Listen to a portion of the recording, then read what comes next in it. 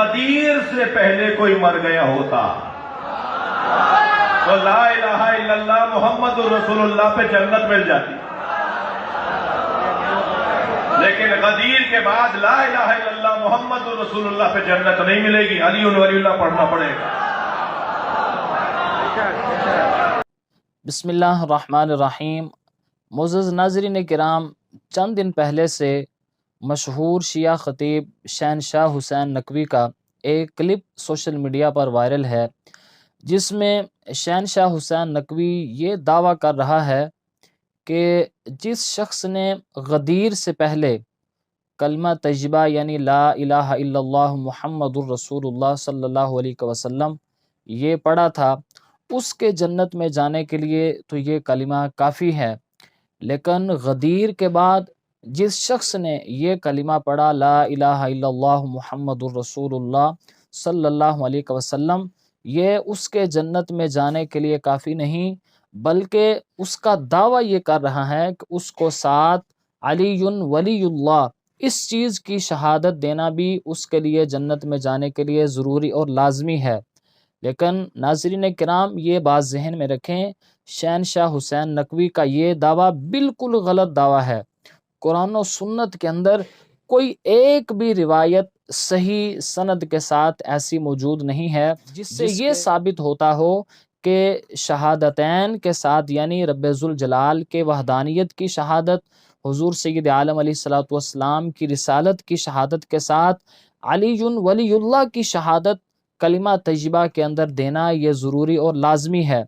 حالانکہ یہ شہنشاہ حسین نقوی ایسا بندہ ہے کہ آئے روز یہ لوگ یہ دعویٰ کرتے ہیں کہ ہم تو مل بیٹھ کر چلنے والے لوگ ہیں، ہم ملک میں فرقہ واریت پھیلانے والے لوگ نہیں ہیں، ہم تو یہ چاہتے ہیں سب اکٹھے ہو کر بیٹھیں، لیکن دوسری طرف اس کی آپ واردات دیکھیں، ہر دن ہر نئے روز ایک نئی سے گھٹیا قسم کی یہ اسٹیٹمنٹ دیتے ہیں اور اس طرح ایک عجیب و غریب قسم کا یہ دعویٰ کرتے ہیں۔ لہٰذا یہ دعویٰ کرنا کہ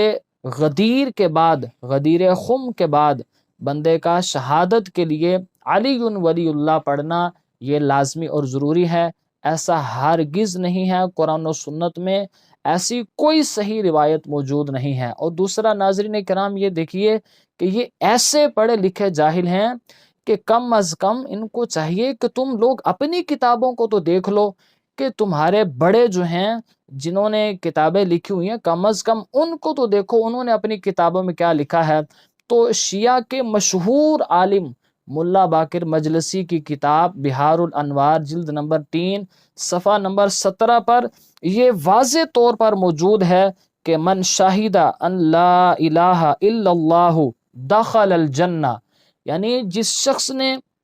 یہ شہادت دی کہ اللہ رب العزت کے سوا کوئی معبود نہیں تو وہ جنت میں داخل ہوگا۔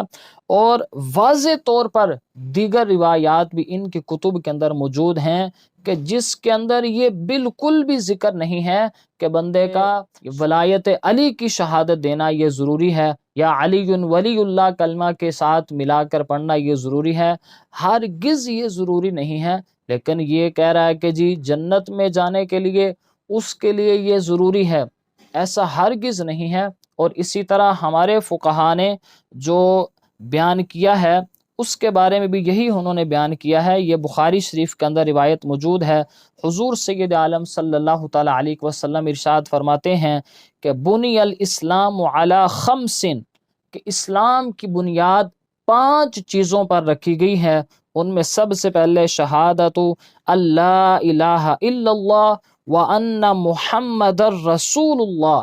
تو یہ شہادتین کا تذکرہ کیا گیا ہے، سب سے پہلے اللہ کی وحدانیت کا تذکرہ، اس کے بعد حضور سید عالم علیہ الصلوۃ والسلام کی رسالت کا تذکرہ۔ یہاں پر کسی صحیح کتاب کے اندر یہ موجود نہیں ہے کہ علی ولی اللہ کی شہادت دی جائے گی تو اس کا کلمہ مکمل ہوگا، حالانکہ یہ علل اعلان اپنے اسٹیجوں پر بیٹھ کر یہ دعویٰ کر رہے ہیں کہ بھائی علی ولی اللہ کی شہادت دینا یہ لازمی اور ضروری ہے، ایسا ہرگز نہیں ہے۔ یہ شیعہ سنی دونوں کی کتابوں میں موجود ہے، البتہ یہ من گھڑت قسم کی روایات اور غلط قسم کی روایات لوگوں کے سامنے بیان کر کے یہ اپنے آپ کو یہ پتہ نہیں کیا ثابت کرنا چاہتے ہیں، لوگوں سے صرف اور صرف مال بٹورنے کے لیے یہ غلط قسم کی تشریحات، غلط قسم کی من گھڑت قسم کی یہ لوگوں کے سامنے اس طرح کی روایات بیان کرتے ہیں۔